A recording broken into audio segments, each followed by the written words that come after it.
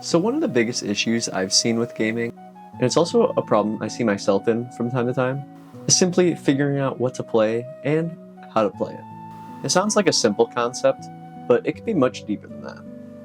It can all start with what you're in the mood for. Did you have a good day or a bad day? Do you want to play something engaging or relaxing? What kind of hardware you want to play it on? Having choices here is a luxury, but it can also be insanely overstimulating. And even a setback if done the wrong way. This is going to be a good one. So kick back, throw on a hoodie, pour up some coffee, let's get into it. I was fortunate enough to grow up with the GameCube, the Game Boy, the PS2, etc. The GameCube introduced me to some of the greatest games I know today. Legend of Zelda Wind Waker, Pokémon Colosseum, Luigi's Mansion. All of those are still some of the best games I've ever played. However, on the Game Boy Advance, I really only played Pokémon. I never really branched out on Nintendo's handheld devices to anything else. I was mainly focused on Pokémon. At least until somebody broke into my mom's car and stole my Game Boy. Pokémon Sapphire is what solidified gaming as a passion for me. When this game got stolen from me, it felt like somebody took a piece of me that I could never get back. That is, until luckily I did end up receiving another Game Boy, and I actually found Pokémon Sapphire on a bus. I looked down and it was right there. And so I really hope I didn't take somebody's Pokémon Sapphire. I'm sure I did, and it is a regret I have to this day, but also it got stolen from me, so is it... I don't know. I was a little kid, so finders keepers, I guess. But finding that cartridge on the bus was like hitting the lottery. That game and this feeling is one I've been trying to chase for a very, very long time. No matter how many times you play an iconic game of your childhood, it never hits exactly the same as it did when you were younger and played it for the first time. So now getting to the point of the video, this is why I decided to switch up my gaming habits a bit. And I've noticed a lot of hype surrounding quite a few games. One that really stuck out to me was Legend of Zelda, the Minish Cap. This one somehow flew under my radar for most of my life until now. So what I thought to myself was, this is a brand new game to me from a series that I hold near and dear. Something was just telling me that I had to play this game. The only real issue for me was deciding, what do I play this game on? My old Game Boy Advance SP isn't really reliable anymore, and it just kind of dies when it feels like it. And I didn't want to just emulate this game on my PC. So I chose the next best thing. I wanted the true handheld experience that was intended for this game. This is when I finally decided to designate certain games to certain devices. I love gaming and handheld tech, and I have quite a few of them, so this was good for me to do so in order to manage my gaming. I wanted to play survival games and other good single-player games on the Steam Deck, designate the Switch 2 for Nintendo titles, but if I have the original hardware, I will try my best to use it. But for Minish Cap, I decided to try one of the popular handheld emulators. I've seen them bouncing around the market recently, so I decided, why not give one a try? The Mayu Mini Plus is the device that I would choose to play the Minish Cap on. This thing is so cool and honestly works fantastic for these type of games. It plays these games flawlessly and it feels so good to hold. It feels retro. One thing I also wanted to try with this new system was something I actually saw another YouTuber do. Shout out to JD on his channel Analog Den. He had a device similar to this one, and he decided to only put one game on the system at a time. And this is for many reasons, whether it's to avoid distraction or to avoid choice paralysis. It's also good to force yourself to only immerse into one game at a time. Because some games, I feel, are just meant to be played that way. It lets us make a choice easier and without an algorithm involved. Scrolling through the Steam library can be terribly draining when you just have no clue what to play and you end up playing nothing at all. Because as a busy adult, your time is limited. What I didn't know is the Mayu Mini actually came preloaded with tons and tons of games, but thankfully I accidentally corrupted the card because my card adapter was not very good. It was kind of janky, but it ended up working out, and now I have the Minish Cap on there. So, goal achieved.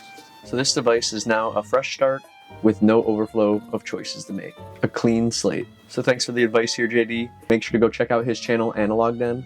If you like tech videos like this, you'll definitely love his content, so go check him out. I really wanted to try this method out, and I'm so glad I did. I've been absolutely loving Minish Cap. I've been playing it nice and slow, and listening to the fantastic Game Boy style soundtrack for this game. The music is what really takes me back. It is a freaking vibe. And the pixel graphics are honestly amazing, even for the Game Boy Advance. I'm getting the closest thing as you can get to playing an older game for the first time. The way I just said that honestly sounded really stupid, but it makes me feel like I'm transporting myself back in time to enjoy this game, if that makes any sense. Solving puzzles, completing dungeons, and exploring the world feels like such a concept in gaming that has been lost to time almost, at least with games like this. A time when there was no internet, no microtransactions, no ads, just a good old video game. I also plan to use this device to revisit games I've played in my past, and to also discover more games that are kind of beyond my time, or at least when I started getting into gaming. It's important to appreciate the older generations of games, because without them, we wouldn't have what we have today. Retro games from the Game Boy Advance and beyond are the ones that are the most unexplored for me, and I definitely plan to uncover some hidden gems that I may have overlooked in the past. I've played some of the older retro games like the N64 classics and games on the NES, mostly due to them being remastered, but I want to experience them before all the changes, when the games were just raw.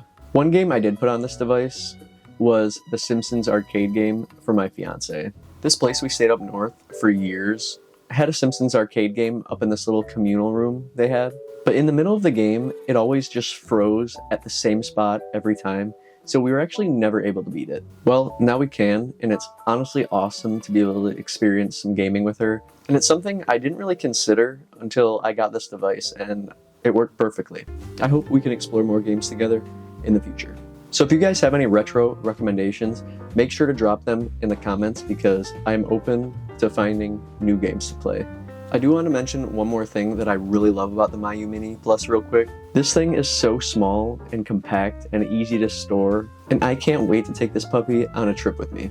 And it's not super expensive, so if it does get lost or stolen somehow, at least it's not a detrimental loss. It's easy to throw into any pack for everyday use. I can't wait to play this in the Jeep camper on a snowy day.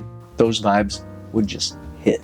I really wish I would have had this device when I went to Italy because I traveled just out of one backpack and this device would have helped me save so much space.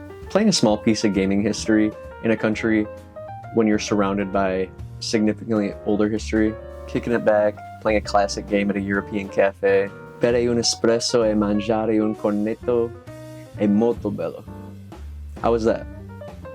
So I know this video was kind of a weird blend between me rambling and giving gaming advice and story time, but I hope you could take a small bit of something from it. Whether it's dedicating certain games to certain devices, or simply going back and trying an older game that you never got around to. So if you like what I'm doing here or find any value in these videos, please consider hitting that like button. It genuinely helps me out, it helps me connect with more and more of you.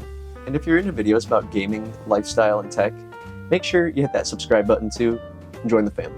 I love creating these videos, and thank you so much for taking the time out of your day to watch them. Make sure you leave a comment about any retro games that you've been playing, or recommendations you have, what games brought you back to your gaming glory days, or any tips you use to game distraction-free.